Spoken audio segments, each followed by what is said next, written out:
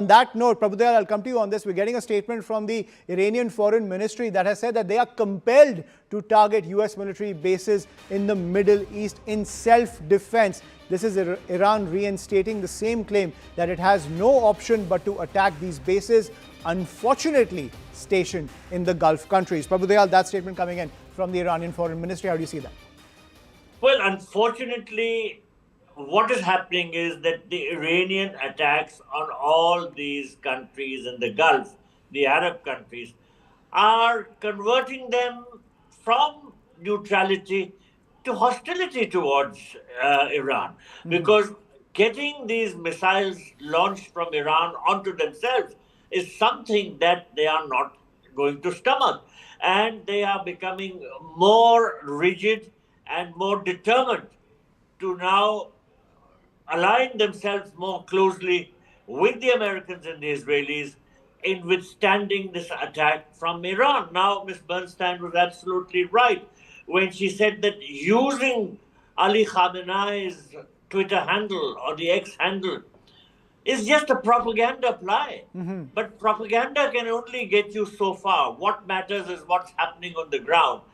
And without doubt, on the ground, the Israelis and the Americans are much, much stronger than the Iranians. Of course, the Iranians have dug in their heels and they're trying to fight, they're firing missiles, but they are up against enemies which are much stronger than them. Because today's warfare is fought on the basis of superior technology. And American and Israeli technology certainly will outlast that. But Prabhudev, let's look at history. Every time in Afghanistan, that country had superior technology to the fighters. And yet the fighters were able to resist them and they were able to persevere. I think Iran is using that same strategy. They are persevering the attacks coming in from the United States. Their entire command structure has gone underground. They're using these mini drones to raise the cost of war and send shockwaves across the energy markets. Technology is not giving the United States and Israel that edge, which we've seen in other theaters. Lebanon has continued its offensive against Iran using homemade rockets. The Vietnamese did that successfully against the Americans. The Taliban has done it against the Soviets. There are several examples in history. Is Iran going down that path? Well, I've served in Iran for 3 years as a diplomat.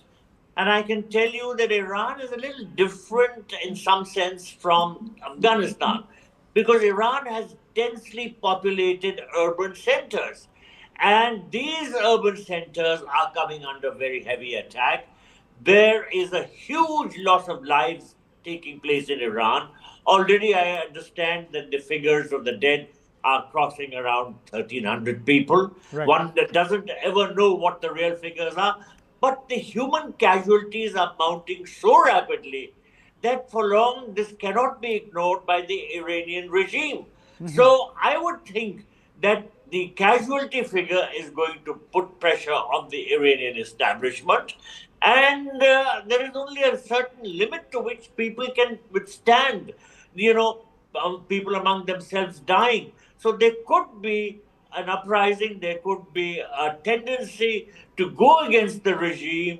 And that's what the Americans want. They want a regime change. They want people to be up and out. So the situation is very uncertain. Right. I think it's about who blinks first. And I know this fact about Israelis. Since 1948, they have the stomach for war. They've been at war since 1948 with so many adversaries around them. The question is, does America have that same stomach for this conflict? Israel has been doing it since the inception of that country. But the United States has different political compulsions at play.